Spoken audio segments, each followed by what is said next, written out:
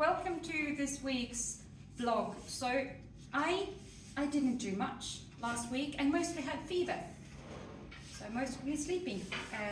So I've taken my lovely course mates to help here. So Hilding, would you like to start telling us what you were doing last week? I understand this is your creation. Yeah, this is my little, you know what to call it. It's basket, bag, jar, something.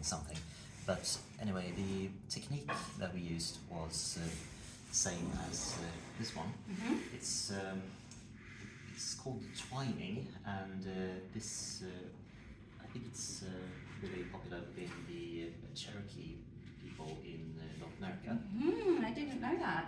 Yeah, and this is the same technique, but in the Cherokee traditional way, then you don't really do this type of bottle, because I basically just went the conventional way up to here, and then I just started to just make it smaller and smaller in order to try to make a bottle. Otherwise, you just make it sort of flat, and then you sew it together, so you just get a... Okay, so you began, this is where we begin, so this is what we see here, right? Yes. And then we work our way down. Yes. So I need the full width of something when I start. I can't, sorry, I can't increase what I'm doing. I don't really think so, no. Okay. Or, I don't know. You can actually add more warp in the way you did. Yes. So that would make an increase, but as far as we, they told us what we've seen, you don't traditionally do that. So this is what I started to do. The bottom bit was supposed to become flat. It's rather breast shaped, so I'm thinking some sort of Xena warrior princess bikini. No, I don't know what to do with it. So I started with 6 strands, and then I added 3, and then worked the twining a few rounds, and then added more cord.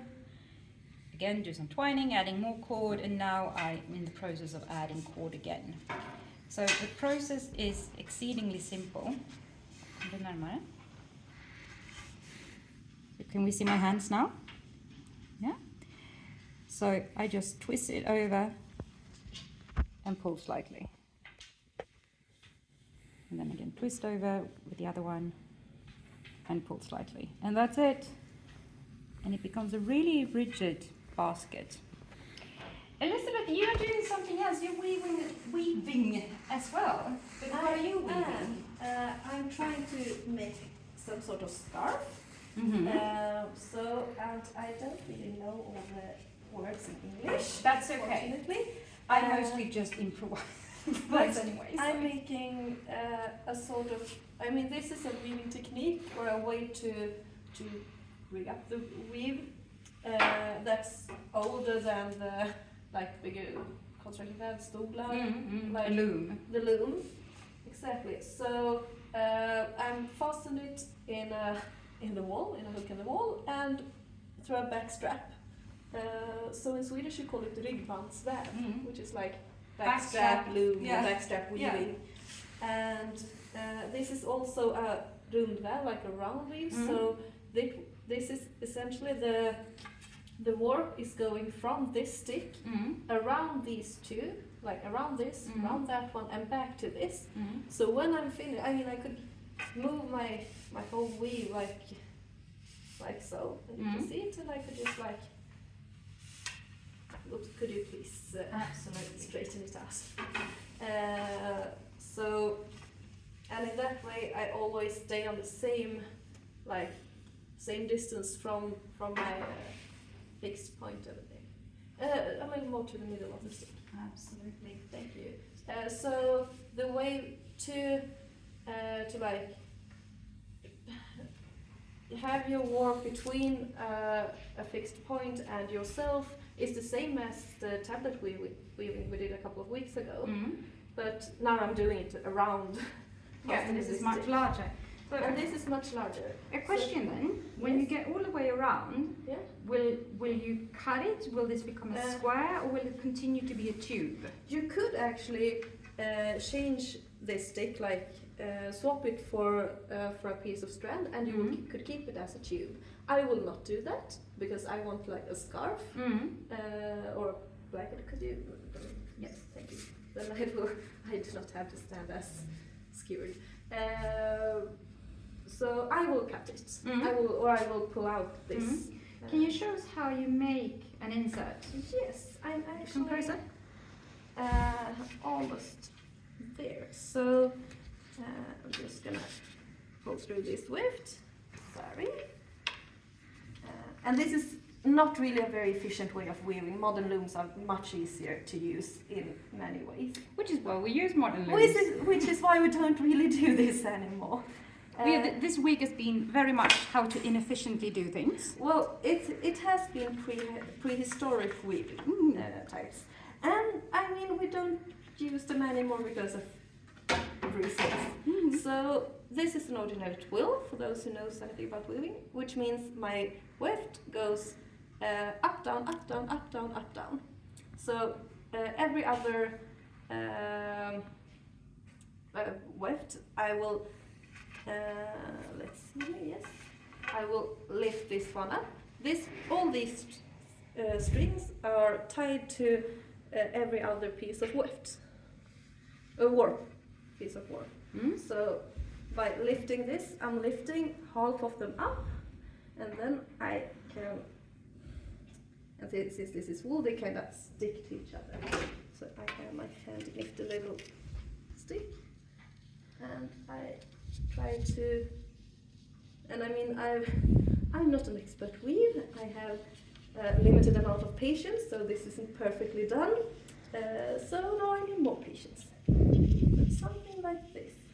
Yeah, I feel that that's my limitation too in most of the projects we're doing here, that I run out of patience, which is what happened the other week with the wool project that we were supposed to felt, and I threw it in the washing machine and felted it way too much.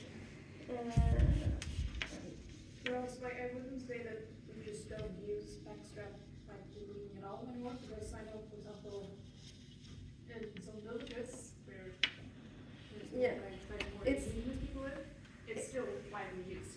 it is used, but not as much. And okay, so here. Okay. Now, So now we have separated, so every other one is Yes. up and down. yeah, so now I push the weft from the row before down a little bit. Something has happened at the edge. And I flip this, so I open up this. Skär in Swedish, I have no idea about the English name, because I've been teached weaving in Swedish. It's fun, in Swedish it's the same word as soul. Different spelling, but I'm dyslexic, I spell everything the same. but it's the same word as reason, and it's, do you have any reason to do that? This is our reason. And that's it.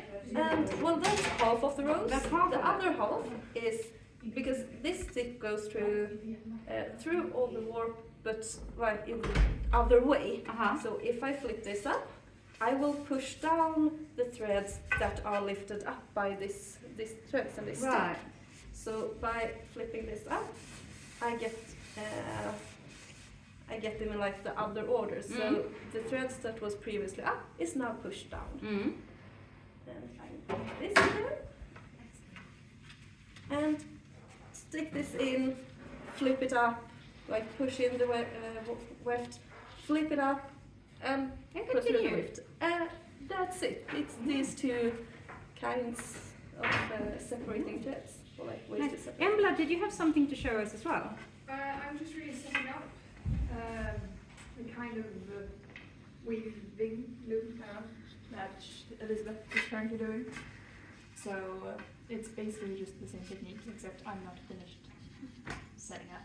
Okay. Well, we're looking forward to see what you're doing as well. Okay, that's it for this week. Well, for last week, it's Monday. Last week wasn't a very good week for me, as I said. I hope I will have more energy and less fever this week. Autumn is really coming along. It's kind of stormy outside right now. Keep your cats and small dogs chained. No, not. Anyway, see you next week. Bye. Bye.